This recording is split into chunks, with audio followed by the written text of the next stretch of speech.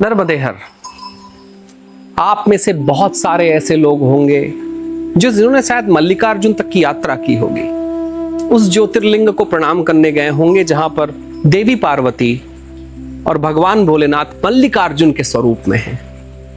मल्लिकार्जुन की यात्रा करें तो मुझे पता नहीं आपने अब तक क्या किया है, लेकिन इसके बाद आप जब भी यात्रा करें और जिन भी ज्योतिर्लिंगों की, जिन भी तीर्थों की यात्रा करें, कम से कम यात्रा करने के पहले एक बार माई परिक्रमा ऐप पर जरूर आएं और देखें उन तीर्थों के बारे में हमने आपको क्या जानकारियां उपलब्ध कराई हैं। एक एक तीर्थों को लेकर, एक एक मंत्रों को लेकर हमने एक ऐसा कार्यक्रम शुरू किया है कि आप किसी भी जगह पर जाएं तो कम से कम भारतीय शास्त्र संहिता की जो महत्वपूर्ण जानकारियां हैं उनसे आप ज्ञानी बनकर जाएं। इन सारे सूत्रों को पठन पाठन करते हुए जाएं। आप जहां पर जाएं तो आपके पास वहां पर जाने के बाद क्या करना है इसकी पूरी जानकारी आप तक। तो अगर आप भी मल्लिकार्जुन तक की यात्रा कर रहे हैं, भगवान भोलेनाथ के ज्योतिर्लिंग की यात्रा कर रहे हैं, तो वहां जाने के पहले माई परिक्रमा ऐप से 3 मंत्रों को आप जरूर पढ़ें।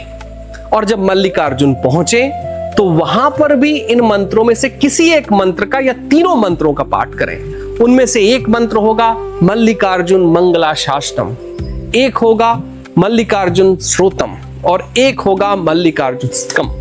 अगर आप इन तीनों मंत्रों में से किसी भी एक मंत्र का पाठ करते हैं या तीनों मंत्रों का पाठ करते हैं तो जो मंत्र खासकर मल्लिकार्जुन ज्योतिर्लिंग के लिए लिखे गए थे, आप उन मंत्रों को पाठ करके उस ज्योतिर्लिंग से वही आशीर्वाद लेके आएंगे जिस आशीर्वाद का उद्देश्य मल्लिकार्जुन का ज्योतिर्लिंग है।